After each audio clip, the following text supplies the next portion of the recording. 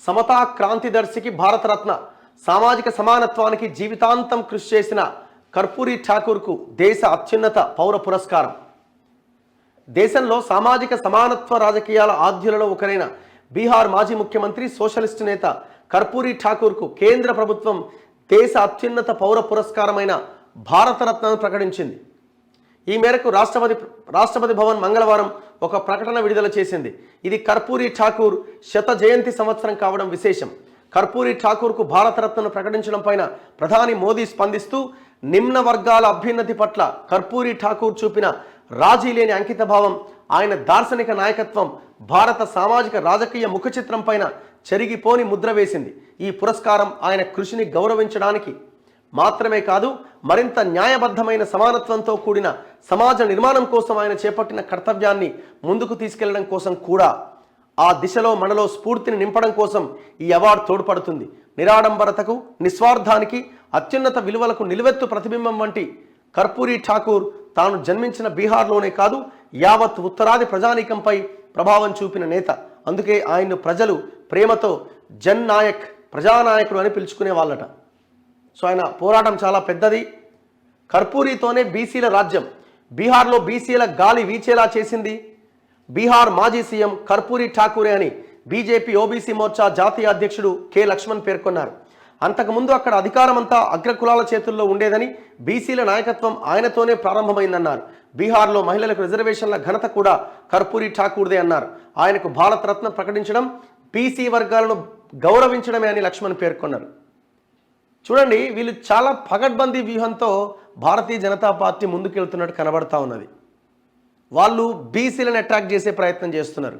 తెలంగాణలో మొన్న ఎలక్షన్లో బీసీ సీఎం, ఎస్సీ వర్గీకరణ అన్నా, ఇలాంటి వాళ్ళకి గౌరవం అందించే ప్రయత్నం చేసినా, మేము రాష్ట్రపతిని గిరిజనుని చేసినాం, ఒక గిరిజన ఆదివాసీ బిడ్డను చేసినామని చెప్పినా, ఇవన్నీ కూడా వాళ్ళు చాలా క్లియర్గా ఒక స్ట్రాటజీతో ముందుకెళ్తున్నారు.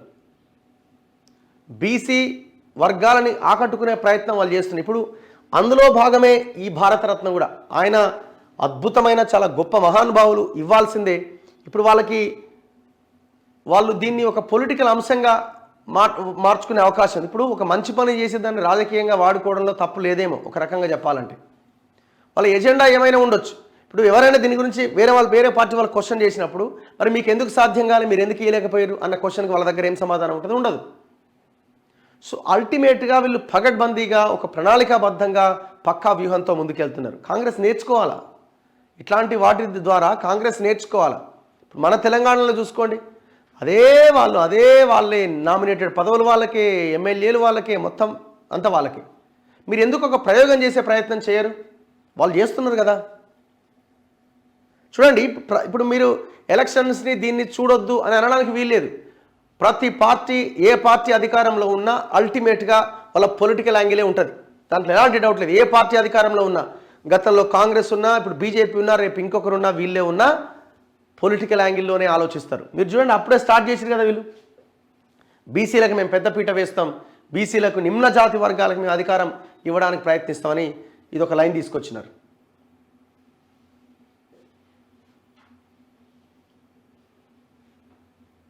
సాధారణ నేపథ్యం నుంచి 1924 జనవరి 24వ తేదీన బీహార్లో సమస్తీపూర్ జిల్లాలోని పితోంజియా గ్రామంలో నాయి బ్రాహ్మణ సామాజిక వర్గంలో కర్పూరి ఠాకూర్ జన్మించారట. ఆ రోజుల్లో ఉధృతంగా సాగుతున్న స్వాతంత్రోద్యమం ఆయన్ను ఆకర్షించింది. ఏఎస్ఎఫ్ విద్యార్థి సంఘంలో చేరారు. కాలేజీ చదువులు వదిలిపెట్టి ఫిట్ ఇండియా ఉద్యమంలో పాల్గొన్నారు.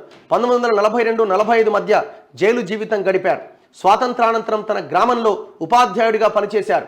ప్రజా జీవితంలో ఉన్న ఆయన 1952లో సోషలిస్టు పార్టీ తరఫున బీహార్ అసెంబ్లీకి పోటీ చేసి తొలిసారిగా ఎమ్మెల్యేగా ఎన్నికయ్యారు.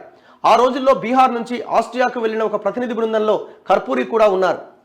ఆయనకు కోటు లేకపోవడంతో ఒక స్నేహితుడి వద్ద అడిగి తీసుకున్నారట. అయితే అది కూడా చిరిగిపోయి ఉన్నది. అయినప్పటికీ అలాగే వేసుకున్నారు.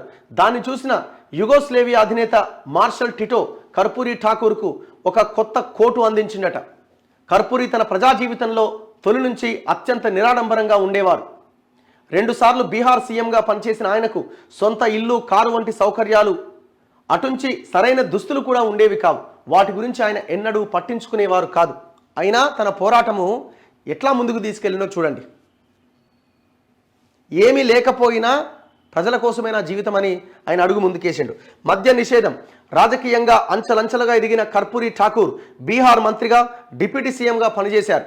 1970 డిసెంబర్లో తొలిసారిగా కాంగ్రెసేతర ముఖ్యమంత్రిగా బాధ్యతలు చేపట్టారు. పదవిలో 7 నెలలు మాత్రమే కొనసాగారు. 1977లో మరోసారి ఆ పదవిని అధిష్ఠించారు. 2 ఏళ్ల పాటు పదవిలో ఉన్నారు. సీఎంగా తొలిసారి పదవిని చేపట్టినప్పుడే రాష్ట్రంలో సంపూర్ణ మద్య నిషేధాన్ని అమలు చేసిండు. ఆ తర్వాతి కాలంలో రాష్ట్రంలో బీసీలకు రిజర్వేషన్ కల్పించే ముంగేరీలాల్ కమిషన్ సిఫారసులు అమలు చేసిండు. ఈ కమిషన్ మండల్ కమిషన్ కన్నా చాలా ముందే బీసీలకు విద్యా ఉద్యోగాల్లో వాటాను సిఫారసు చేసింది. కుల వివక్షకు వ్యతిరేకంగా కర్పూరి జీవితాంతం పోరాడారు. సామాజిక సమానత్వం కోసం ఆయన అమలు చేసిన విధానాలు, సంస్కరణల ఫలితంగా విద్యా ఉద్యోగాలు, సాగు రంగాల్లో లక్షలాది మంది ప్రజలు లబ్ధి పొందారు. ఎంతో మందికి స్ఫూర్తి ప్రదాత, స్వాతంత్రానంతరం సోషలిస్టు ఉద్యమానికి నేతృత్వం వహించిన రామ్ మనోహర్ లోహియా ప్రభావం కర్పూరి ఠాకూర్పై గణనీయంగా ఉన్నది. నాటి దిగ్గజ నేత జయప్రకాష్ నారాయణ్తోనూ సన్నిహితంగా మెలిగారు. బీసీ వర్గాల నుంచి ముందుకొచ్చిన లాలు, ములాయం, నితీష్ తదితర నేతలకు కర్పూరి ఠాకూర్ స్ఫూర్తి ప్రదాతగా నిలిచారు. 1988 ఫిబ్రవరి 17వ తేదీన కర్పూరి ఠాకూర్ మరణించారు. మరణించే వరకు వరుసగా ఎమ్మెల్యేగా ఎన్నికవుతూనే ఉన్నారట. బీహార్లో అనేక ప్రభుత్వ విద్యా సంస్థలకు ఆయన పేరు పెట్టారు. ఆయన స్వగ్రామం పితోంజియాను కర్పూరి గ్రామ్గా పిలుస్తూ ఉంటారట. కర్పూరి ఠాకూర్కు భారతరత్నను ప్రకటించడం పైన బీహార్ సీఎం నితీష్ స్పందిస్తూ సామాజికంగా అణచివేతకు, నిర్లక్ష్యానికి గురైన వర్గాలు, దళితులలో ఇది సానుకూల భావోద్వేగాలు తీసుకొస్తుందని చెప్పారు. సో ఆయన చేసిన పోరాటము దాన్ని మనం పరిగణలోకి తీసుకొని ముందుకెళ్లాల్సిన అవసరం ఉన్నది. ఇది మనం ఆలోచించాల్సిన అంశం. సో ఎందుకు చదివినా అంటే ఇది మనకి ప్రతి ఒక్కరూ తెలుసుకోవాల్సిన విషయం ఇది.